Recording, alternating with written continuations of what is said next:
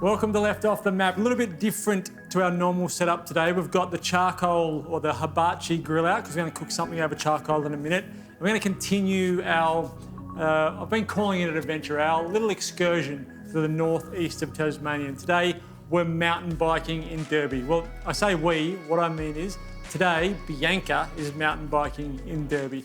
And Bianca hasn't done a lot of mountain biking, so it'll be interesting to see how that goes. Derby has become one of the most renowned mountain bike destinations in the entire world, and the tourism offerings there have just grown and grown and grown. So she's going to head down and check that out. Before we get to that, I'm going to show you a dish that we used to do in the restaurant that people loved, but not a lot of people ordered it because they just didn't think charring lettuce would work. And then when they tried it, they absolutely loved it. So Cos lettuce. I like Cos because you can get a good char on it, it still stays nice and crunchy. So that's why we choose Cos. So I'll get the charring done first, and while it's charring, I'll make my little dressing up that's going to go with it. So I just want to cut my Cos in half down the middle. Got two of them. And it exposes that sort of the heart, the inside heart of the lettuce. And that inside heart, it's nice and refreshing, there's lots of moisture, but it's also quite sweet. There's a decent amount of sugar in there, and it's the sugar that we're going to cook, and that's where that really yummy umami flavour is going to come from cooking this off. Surprising that there is some sugar in there. Cellulose sugar is what we're going to cook. So I want a little bit of oil on these. This is really good if you can get flavoured oils or things like that. It's nice to put some flavoured oil on because the Cos picks up the flavour quite well. Just salt on each one, and then straight on top of our charcoal. And so many people would see this and just freak out. That what are you doing cooking lettuce? But it is really nice. You'll have to try it so that you know I'm not lying to you. So I'm going to do an anchovy cream. So I've got a couple of anchovies that I'm going to chop up and try and turn into basically a little anchovy paste. It gets rid of, a lot of people don't like anchovies because they're, we say furry, because of the way that all the bones are still in the fish, and it just ends up, you break them down and they kind of feel furry. This way you've broken everything up into a paste and it's much more palatable. You just get that salty umami flavour that anchovies are so well known for and are so nice. So chop all that up as sort of into a mushy paste like I've got there. So pop that little anchovy paste into a bowl. And then I've got some creme fraiche, and I'm going to mix with that. I've got a spoon of my creme fraiche, about half a cup, third to a half of a cup of creme fraiche in there. Give that a stir. Now I shouldn't need to add any salt to that because we've got those big chunks of anchovy which are quite salty. We've mixed them up. I want a little bit of lemon juice in there, not a huge amount, just a touch. I'll just add one little pinch of salt because I can. Right, so you've got the acidity of creme fraiche. It's nice and creamy. It's going to carry those really rich sort of umami flavours. Check on our Cos. Beautiful, beautiful, beautiful. Last one, a little bit longer. As soon as they come off like that, you want to make sure that you hit them with a little bit of oil as soon as they come off while they're nice and hot. So again, a little bit of oil over the top. That one can come off. Hit that with a little bit of oil as well while it's still nice and hot. Let that soak up that oil. All right, now we can finish the dish off. So this cream, I'm just going to put underneath our Cos. A big dollop of that in the middle. And that cream really is so important as a dressing for this dish. And then a neat little trick, if you take your Cos, I'm going to cover it with a little bit of some finely grated macadamia. So I've got these sort of toasted macadamias here. Just gonna grate that on top. It almost looks like Parmesan, but it has that nutty flavour of macadamia. It's soft, and it just carries flavour really well. And if you grate it on top of your board before putting it onto your plate, it just means that you've got a perfectly clean cos there, where it's just grated on top of that. So that, they're pretty small baby cos, so I'll probably get 2 on there. So we'll do another one, grate some macadamia over the top of that.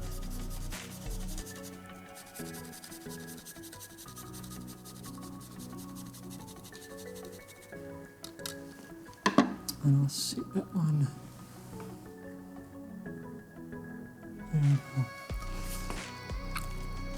And that charred component that was in contact with the hibachi, it's just a beautiful variation in texture and flavour. And then when you add that cream, which is salty and smooth, and that macadamia on top, which is nice and soft and fatty, it's a great dish. Give it a go at home. If you've got friends coming over, you want to show them something different, try this and see what they think. Once people got a taste of it in the restaurant, they absolutely loved it. All right, so now we'll go catch up with Bianca. Like I said, she's not an avid mountain bike rider, so it'll be good to see how she goes in Derby, which is a mountain bike town.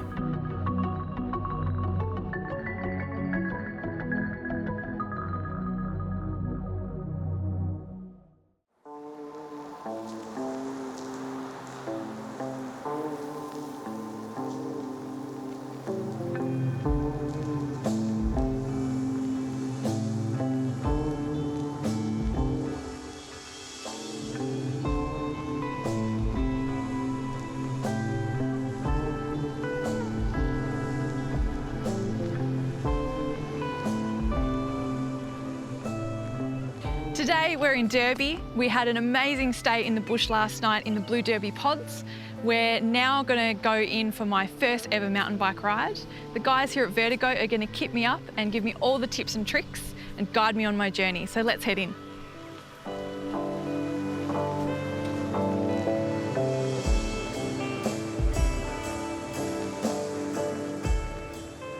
All right, so have you done much mountain biking before? Never. Never? Okay, so I'm guessing you're not familiar with an e-bike. No. No, not at all. So we'll go through the controls of the actual electronic side of this first. Sure. So first off, the power button in the middle of the frame here, that's how you turn it on. So you just want to hold that down for roughly 3 seconds. You'll hear a beep. And then there you go, that's on. Great. So these level of lights, they're your indicator of the battery. And so each one represents roughly 10%. So as you go down and start to lose power, you'll just see them start to go down one at a time. The other lights around show what mode you're in. So when you turn it on, you're going to start in the standard mode, what they call trail. And to control that, you have your left trigger up here. So we'll go through that now. So when you're in trail mode, that's the middle level. You have your plus and your minus. So if you go to minus, that's going to drop you down into eco mode, and you'll see you only have one light left on. Yep. And then if you go again, you'll turn off the battery altogether. I see. So then you're just using You're just using, there's no motor assist anymore. Okay. So you want to keep that at least in eco. Sure. But for the day, I'd say we ride around in trail, pretty Okay. comfortable. And then you also have the powerful mode, which is called turbo, Yep. which is all 3 lights. Yep. These are really powerful brakes. So the best technique, which we'll go through a bit later on, is to always just use one finger.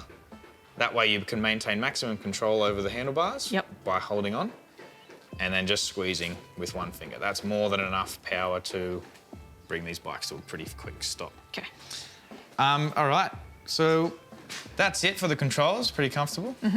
So now we'll get your seat height set up, just so it's perfect for you. So what I'll get you to do, it's probably going to be pretty close, is while I hold this, just swing your leg over and jump on the bike. And I'll get you to just stand up on the pedals and then hit that trigger with your left thumb. Get that seat up, yep. And that'll just pop up and sit down. So now just pedal backwards slowly for me. Just nice and steady. Pretty good. Oh, Perfect, I don't even have to adjust it. Awesome, and so then another little trick, when you're getting on and off the bike, it makes it a lot easier when you lower the seat. So kind of push a bit forward as you're going down. Oh, yep. And that's it. Great. You're ready to go. Okay. Excellent, thank you.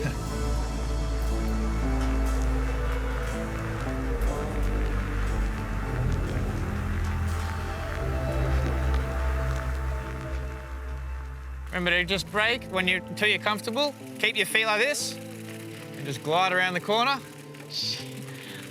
Oh, God. That's it. Woo!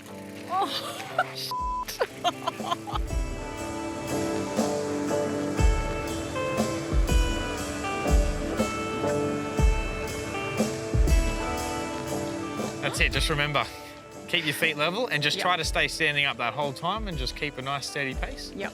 You should be good. That's it, getting the hang of it.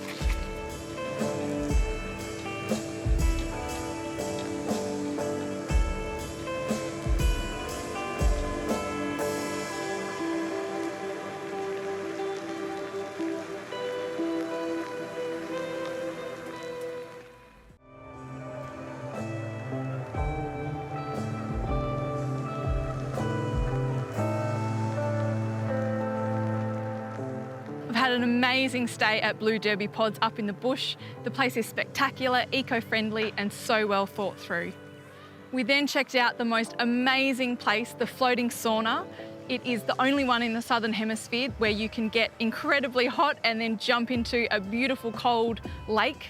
It is spectacular. I highly recommend experiencing that. It is amazing. My day started out just practicing in an old football field, then practicing on the windy tracks and getting the berms right. Then we went through the bush, got some great speed in some flat tracks and windy bits. We went around the most scenic pond and then ended up back here at Derby, about an 8-kilometre track, and it's fantastic for beginners. The guys at Vertigo, my guide Dylan, gave me some amazing tips and just eased me into the experience incredibly, and I got quite a bit of speed up in the end. I was really quite nervous about how I'd go mountain biking and enjoy this trip, but I am absolutely a convert and I cannot wait to bring my friends and family back here to experience what Derby has to offer.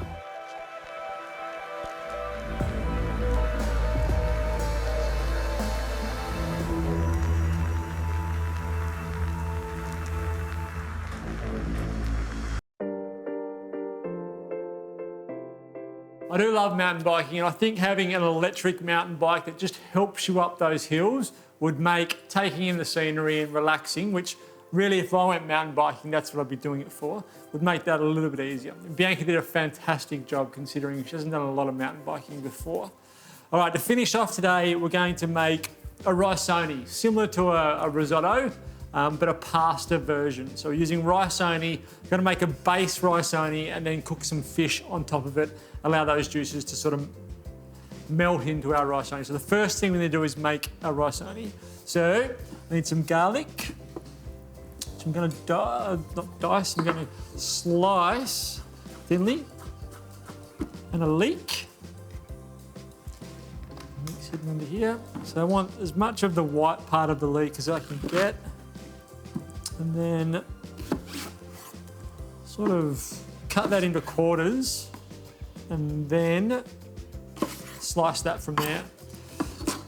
So that will go with my garlic. And I'm just going to saute that off in a pot till it becomes translucent. So we've got a little bit of heat in there. And then I'm going to add my risoni in just like you would if you were toasting risotto. My oven's ready to go. Just like you would if you were toasting risotto rice. So it's very, very similar, but I just like pasta more than I like rice. So it's a great substitute for risottos. All right, my garlic and my leek, pop that in. I want a decent amount of oil, just because we're going to toast the risoni at this point. So probably 2 tablespoons of oil in there. And a big pinch of salt. Salt will help extract some of that moisture out of our leek. Salt. Give that a stir, and then I'm gently going to cook that. So I don't want to get a huge amount of colour on my leek. I don't want to get a huge amount of colour on the garlic. I'm just going to saute it at a gentle heat until it becomes nice and soft. Then that risoni will go in and we'll toast that off. Now, then the stage that you go through with the risotto, once we've toasted our risoni, we're going to start adding our stock. A little bit at a time, a little bit at a time. As the pasta starts to soak up that stock, it'll become tender, it'll drop the starch, it'll become nice and thick and creamy, and we're going to finish it off with some creme fraiche, a little bit of Dijon mustard, and some herbs and lemon juice. Then we're ready to cook our fish. So 5 minutes, come back, we'll have this sauteed off, and we'll keep going.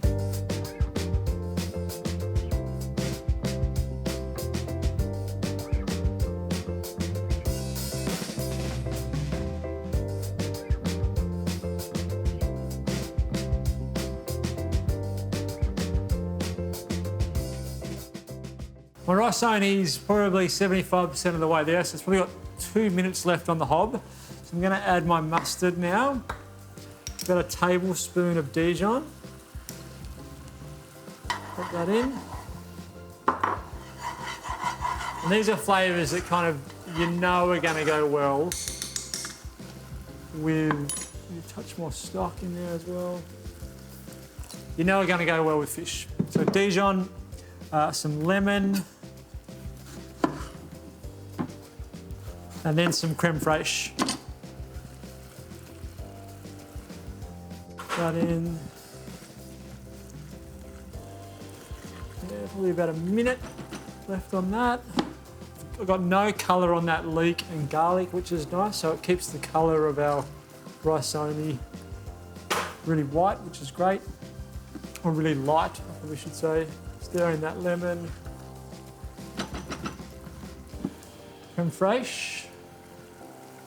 About a quarter of a cup.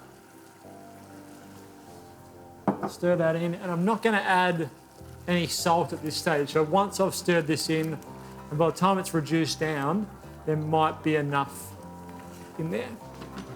See how it is. See whether it needs a pinch of salt or not.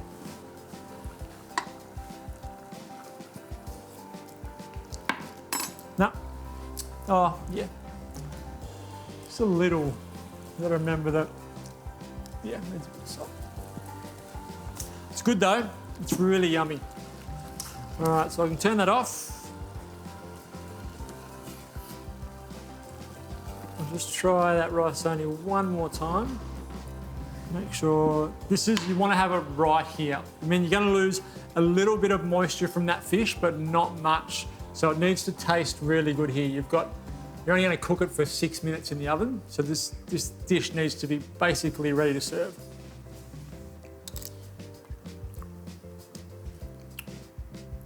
No, it's good. Doesn't need any more salt. There's enough lemon there. You can taste the mustard. It's nice and creamy. It's really good. Fresh herbs to finish with, but that's it. And we've got some basil for that. So, for this creamy risotto, creamy risoni, I should say. All that creaminess comes from that starch that comes out when you're cooking off that pasta. It becomes nice and gooey and sticky. A fish.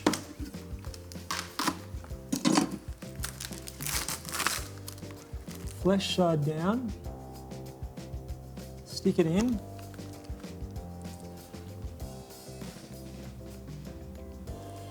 Beautiful. Like I said, just a little drizzle of oil on top of your fish. Pinch of salt. And then we're not wholly in salt, we're not just grilling, we're fan grilling. So it's basically roasting the fish with just a little extra heat from the top, and it's set at 165. So don't think of this as grilling like you would grill a piece of cheese on toast. This is fan grilling. So we'll open that up, put it in. That'll take about 6 to 8 minutes to come out. Once it comes out, I've got these baby or young basil leaves, which we'll place over the top, another drizzle of oil, another hit of salt, and it's ready to go. There's enough there for probably 3 or 4 entrees or 2 mains.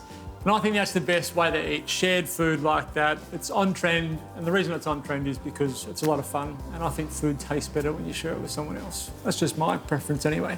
Join us next time as we make our way to the Keep, still in the northeast of Tasmania, the most phenomenal accommodation you're ever going to see. See you next time.